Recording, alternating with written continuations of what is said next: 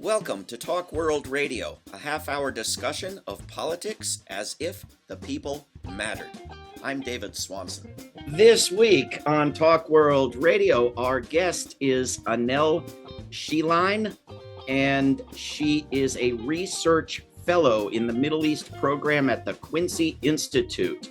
Previously a foreign affairs officer at the U.S. State Department, where she worked on human rights in the Middle East. We will have links up at Talk World Radio to her recent writing at the Quincy Institute. Annelle Sheline, welcome to Talk World Radio. Thanks for having me. Thanks for coming on. So forgive me, it sounds like a bit of a contradiction. How do you work on human rights at the U.S. State Department? And then why did you resign? Yeah. So to be clear, I was only at the State Department for a year. I had previously been at the Quincy Institute, where I was very happy to be able to come back to after I resigned. And I'm someone who was already fairly skeptical of U.S. foreign policy. And so when State reached out, because I'd had an Arabic language fellowship and so owed the government a year, at first I wasn't necessarily all that interested, but it did seem like an opportunity to get to work on the issue of human rights, and to kind of see how the sausage is made. And you know what I took away from it prior to October 7th was the marginalization of human rights within U.S. foreign policy. Obviously, President Biden had talked about how how human rights were going to be central to his foreign policy, and that was absolutely not the case. And again, that was clear to me working on these issues long before October 7th. In the aftermath of October 7th, it became clear to the rest of the world as well. And so, I tried to do what I could on the inside. The State Department does have the dissent channel where people can express their opposition to policy. It is taken seriously. It's a formal process. I submitted, I co-authored a dissent cable. I signed two other dissent cables. Blinken himself admitted that there have been dozens of dissent cables about the Gaza policy, which is more than any other issue, since this mechanism was set up in the context of Vietnam, in the early 70s. And I think just over time, it just became clear that trying to work on this from the inside was having no effect. And so I had made clear internally that I was going to resign over Gaza once my year obligation was complete. And then it was in conversations with colleagues who said, please consider resigning publicly, that I decided I would go ahead and do that. My hesitation was that I just hadn't been there very long, and so I really didn't think anyone would care. But in the end, it did end up getting a fair amount of attention. And then subsequently, there were additional resignations people may remember. So I resigned in late March, at which time there had only been Josh Paul had resigned quite early on, within weeks, because he was actually overseeing the weapons going to Israel and could no longer be a part of that. And then Tarek Habash, who's Palestinian American, resigned as a political appointee from the Department of Education in January. And then I was the next one in March. And then you started to see more and more, I think, again, as it just became clear what exactly the U.S. was enabling Israel to do inside Gaza. I guess I've had two of the first three of these good people on this program. I need to get to the rest of them. When you say colleagues encouraged you to resign publicly, these are colleagues who shared your concerns but didn't themselves want to resign, right? Yeah, so there were so many people inside the State Department who were just horrified by this. But it's not easy to not have a job in this country. I felt very fortunate because I hadn't been at State all that long. So like I said, I was able to come back to the think tank sector. I have an academic background. For me, I knew that in my own professional network, that people I respected, I knew that they would support me in doing this, in calling out this policy. Whereas for many people who work for the U.S. government, that is the extent of their professional network. Many of them they spend their whole careers inside government. And so burning those bridges, it's not only about will they be able to find another job? I think it's also just this sense of, their whole network, all the people that they know and respect. Um, so on the one hand, I can kind of see the difficulty there. On the other hand, I do think you do have to draw a line somewhere. For all of those many months, the big demand, of course, was for a ceasefire. And now, finally, there's something, at least somewhat substantive, called a ceasefire. And I myself admit to being very confused as to exactly how it happened and what it's going to mean. What is your take on that? I mean, it is such a relief that there is a nominal ceasefire. It has been violated multiple times. Israeli forces have murdered innocent Gazan civilian people in Gaza, civilians, even in the context of the ceasefire, sort of similar to the nominal ceasefire that is allegedly holding in Lebanon, and yet there have been multiple violations. At the same time, you're right, like the the situation in Gaza has been significantly improved by this what is essentially thus far a hostage deal, the release of some of the hostages held inside Gaza, in exchange for the many, there are thousands and thousands of Palestinians held hostage, many of whom have no reason for being held at all by the state of Israel.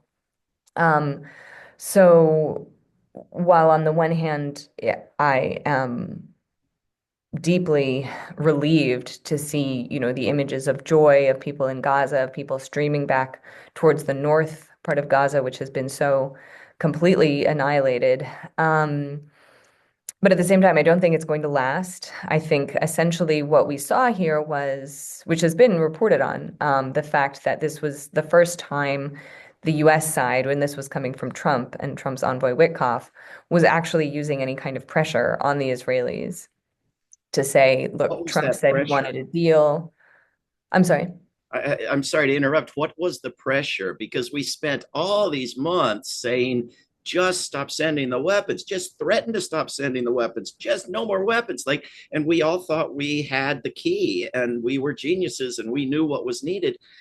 And now every news story says Trump applied pressure, but not a single news story mentions the slightest threat to stop sending the weapons. So this is one of my big questions. What is the pressure that was applied? I mean, I think the thing is that under Biden, there were no real threats to stop weapons. I mean, the pause on 2,000 pound bombs was such a tiny drop in the bucket compared to the vast amounts of money and resources that the Biden administration was sending. And so whether it was Blinken or other members of Biden's administration, they adopted the air of a supplicant, sort of begging Israel, please let in aid, please stop killing so many civilians, as opposed to Trump coming in and making, I mean, again, it's not clear. I don't think it's been publicly reported what was their quid pro quo, like what was said exactly in that meeting. But I think the point being, Israel relies so heavily on the United States for 70% of its military capacity, and much of the rest of that comes from Germany. That Israel cannot fight this war. If Israel cannot continue, as a military power without this direct involvement of the United States. And so it doesn't take that much from the US side to say, no, we really mean it. And I think the point is Biden and his people never really meant it.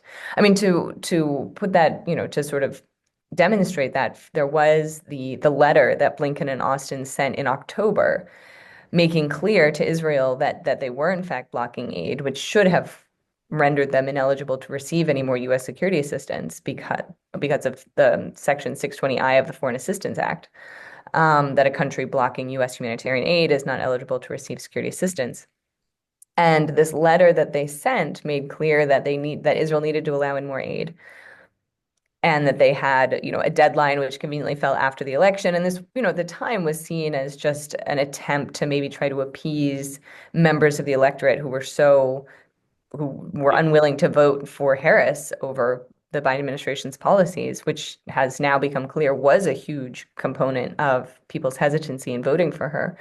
Um, but almost immediately, you had someone within the administration acknowledging, like, well, but we're not actually going to withhold weapons. Like, sure, we sent that letter, but like that doesn't mean we're going to change anything. Right.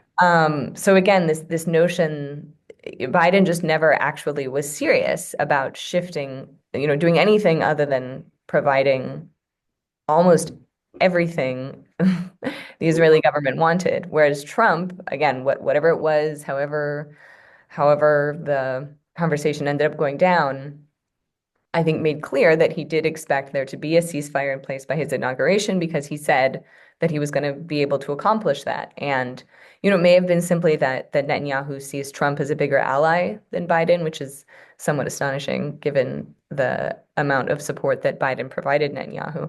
Right. It may just be that Netanyahu knows that Trump won't be pushed around the same way Biden was willing to be pushed around, or that there was some kind of deal made. It's unclear. But we know some of what the deal was, and it was 100% Trump being pushed around. It was, I'm going to let you have the weapons that Biden wouldn't. I'm going to let you go green light ahead, anything you want to do in the West Bank, no sanctioning any criminal actors in the West Bank. It was all carrots. It was no sticks.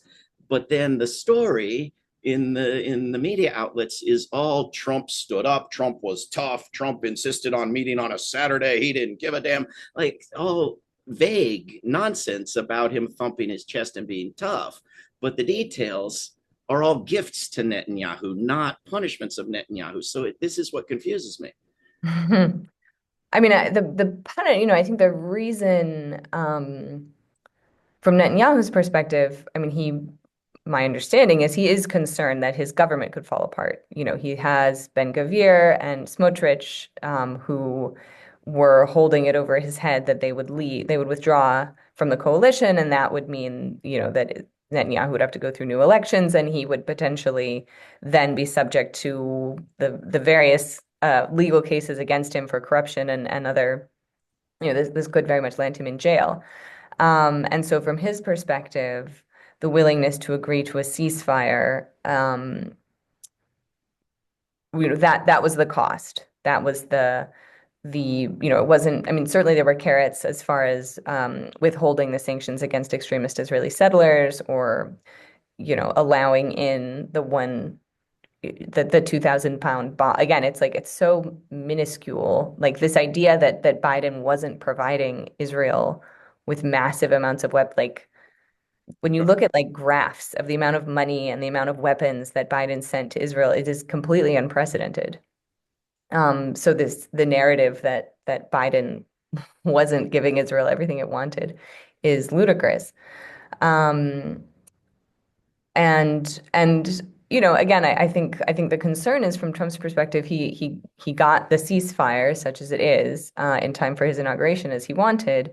Now the question is, what comes next? I don't think that he has any particular commitment to maintaining it now, except perhaps to the extent that he is looking for some kind of deal, in particular a Saudi Israeli normalization deal. Mohammed bin Salman in Saudi Arabia has made clear, at least his current position is that Saudi Arabia would not normalize with Israel without the creation of a Palestinian state with East Jerusalem as its capital, which to what extent he would stick to that, it's unclear, but that is the position he staked out. When we were speaking with Annelle Sheline from the Quincy Institute, when we think about ceasefires, some of us tend to think of that as a step toward a lasting peace, not just a pause to reload. And yet Trump very quickly started talking about ethnically cleansing the entire population of Gaza into Egypt or Jordan, as if the idea had never occurred to Biden or Netanyahu and was a brilliant innovation by Donald Trump, which doesn't strike me, and I think doesn't strike a single person living in Gaza as a solution. So what's going to happen there? And if that doesn't work, what's going to happen next?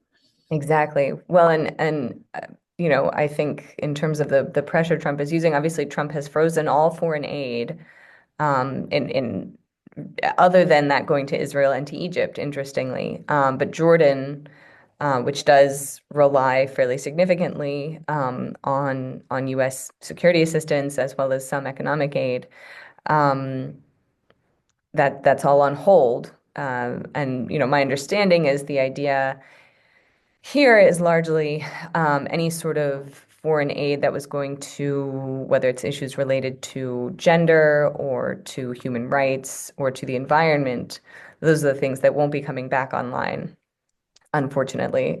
Those are obviously very important programs, and the way that the impact that could have in the long run, I think is could unfortunately be quite damaging. Um, but I do imagine that other aspects of the U.S. sort of foreign assistance portfolio will come back online once it's sort of gone through this review process, to remove any sort of DEI, for example, as the boogeyman of the hour.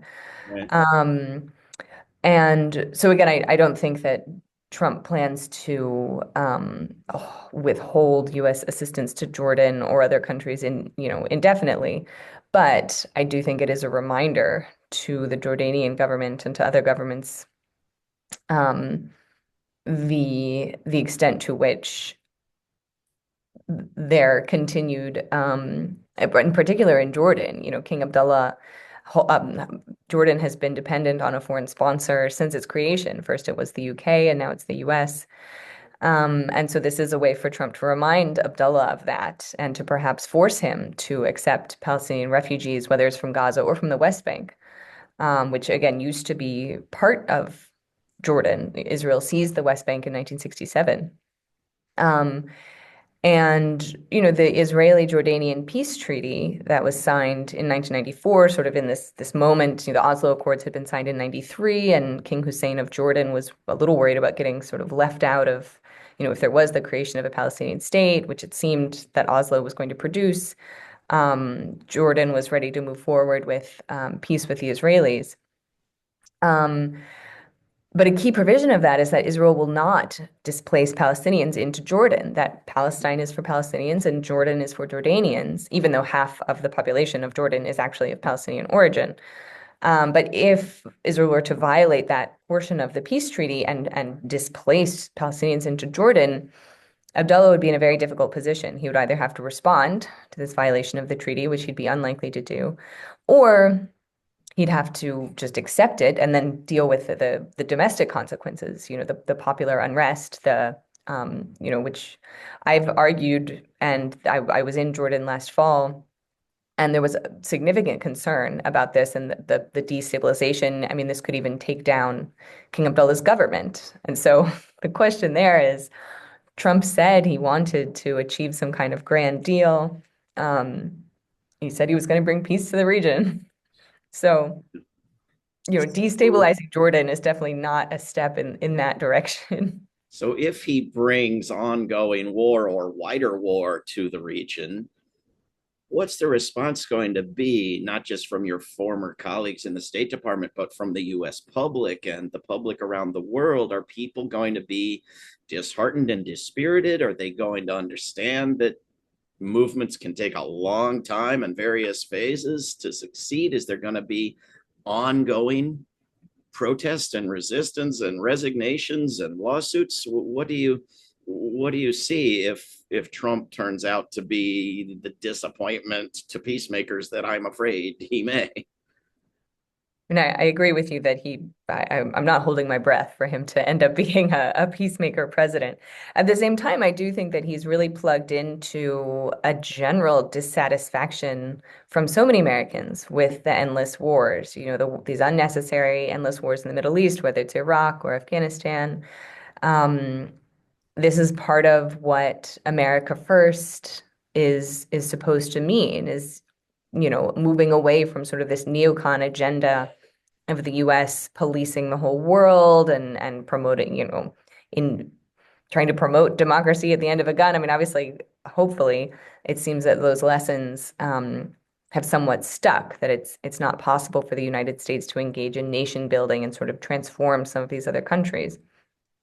Um, at the same time, I do worry, just I'm based in Washington, D.C., and sort of seeing the foreign policy establishment and the ways that some of these figures that championed things like the war in Iraq continue to hold key positions of power across, whether it's a Republican or a Democratic administration. And they control key think tanks and institutions. It's, you're never really suffer any consequences for advocating for a truly stupid foreign policy, something like the invasion of Iraq, for example. To your question about more resignations, I mean, we saw a series of arguably higher profile resignations under Trump. Even people like the undersecretary that I served under, so it was Rosea, who became the undersecretary for DRL, the Bureau of Democracy, Human Rights, and Labor that I was part of. I mean, she resigned under Trump and then got this plum position in the Biden administration. I think those of us who resigned under Biden, I don't imagine any of us will be hired by a Trump administration, nor an incoming Democratic administration. So I do think there may be people who resign under Trump and see that as a way of sort of signaling their loyalty to Dems the next time the Democrats control the White House. It's Yeah. Whereas, again, those of us who spoke out on behalf of Palestine, it has been difficult for some of those colleagues who've struggled to find work. And again, I feel extremely lucky that I was able to come back to a think tank job. It's just full of contradictions, it seems to me. Trump, of course, wins over people who are desperately searching for the more peaceful candidate and don't see it in Biden. But wasn't he going to end the war in Afghanistan last time? And wasn't he going to end the wars in Ukraine and Gaza before he even got into office this time? And hasn't he put a bunch of these old warmongers back in the cabinet and back in power? And doesn't he have a secretary of war who, in his confirmation hearing, said he wanted to kill every member of Hamas, and not a single senator even asked, who does that include? Is this going to be is this just election madness that people think they've somehow got enemies of endless wars, or is there going to be something that comes out of it? Because demanding that 5% of economies go into war preparations is not your typical recipe for, decreasing war making. Right, right. And well, and as we've already talked about a bit, I mean, there's a deeply entrenched military industrial complex that drives a lot of policies in this town. And, Congress, the vast majority of the members of Congress are paid off by it. So, it's more powerful than the Israel lobby, although that is also quite powerful.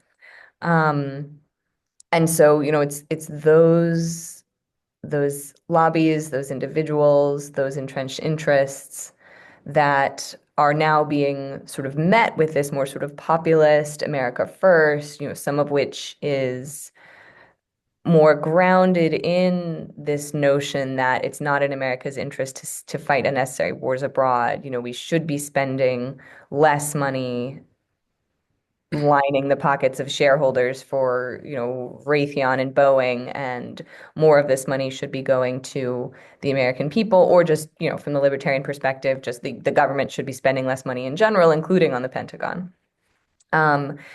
So I do think that at least under Trump, there's a little bit more of a conversation about that, whereas I think the concern under both Biden and a hypothetical Harris administration would have been a doubling down on this sort of liberal hegemony. The United States has to maintain its military primacy because we are the ones fighting for the liberal international order. And, even though we're not actually fighting for actual international institutions or international law, but, we are the ones fighting for democracy alongside our good friends, Saudi Arabia and Egypt and, you know. But people who we have just a few minutes left, Annelle Sheline, and people who wanted to hold them to those pretenses now look at a government that doesn't even make the pretense, that has a secretary of so-called defense who openly says, toss out international law, get rid of the Geneva Conventions, figure out how to kill more. And so what should people do? Aren't we going to see a so-called reconciliation bill that's more money for military, less money for everything good, and get rid of whatever taxes are left on corporations and the super wealthy? I mean, it seems like packaging all the worst things together into one bill, and this is going to be the agenda to ram through with only 51 votes. What should people do who thought they could at least try to hold those hypocrites to their pretenses last time around? Now, what do you recommend? I mean, it is extremely disheartening. Um, but I do my hope is, obviously right now there's still so much finger pointing going on with, why did the Dems lose the election? And I hope that those who identify as more progressive or more anti-war would be advocating for either existing Democratic politicians or people thinking about running in the future to plug into this the anti-war sentiment, which I think is growing. I think more and more Americans are just so frustrated with the corruption, with our foreign policy being dictated again by these huge corporations that just want to make money hand over fist and, make money, meaning from our tax dollars.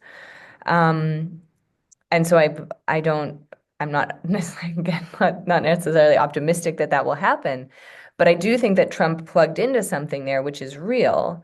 And it's part of why people either didn't vote for Harris or maybe even voted for Trump, seeing him as sort of the less hawkish candidate.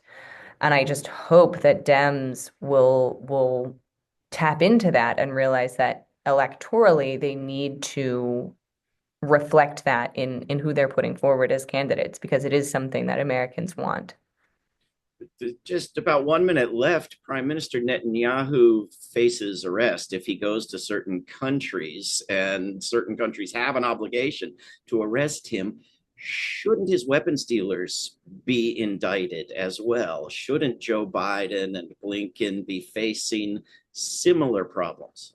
Oh, absolutely. I mean, on the one hand, I do think that the context of the war in Gaza has demonstrated how ineffectual our international institutions are, but at the same time, it does have everyone talking about them. And potentially, there's momentum there to argue that things like the International Court of Justice and the National Criminal Court need to be more powerful and need to actually be able to constrain rogue states, even if the superpower is trying to protect it and prevent it from facing any kind of accountability. So I hope that although it's been extremely disheartening to see the ways that the whole world has, voted at the UN General Assembly, for example, trying to rein in Israel's genocide of Palestinians and has been unsuccessful, that this may prompt countries to work together to say we need to reform some of these international institutions. We need something that's more functional, and that, one country can't just prevent the sort of the implementation of the will of the rest of humanity. Very well said. We've been speaking with Annelle Sheline, who resigned from the U.S. State Department and is a research fellow in the Middle East program at the Quincy Institute. Annelle, thanks for what you're doing and for coming on Talk World Radio. Thank you for having me. This is Talk World Radio. I'm David Swanson. Take action at rootsaction.org. Help end war at worldbeyondwar.org. Read or listen to today's Peace Almanac entry at peacealmanac.org. All past shows can be heard at talkworldradio.org. Talk World Radio is produced in Charlottesville, Virginia, and syndicated by Pacifica Network. There is no way to peace. Peace is the way.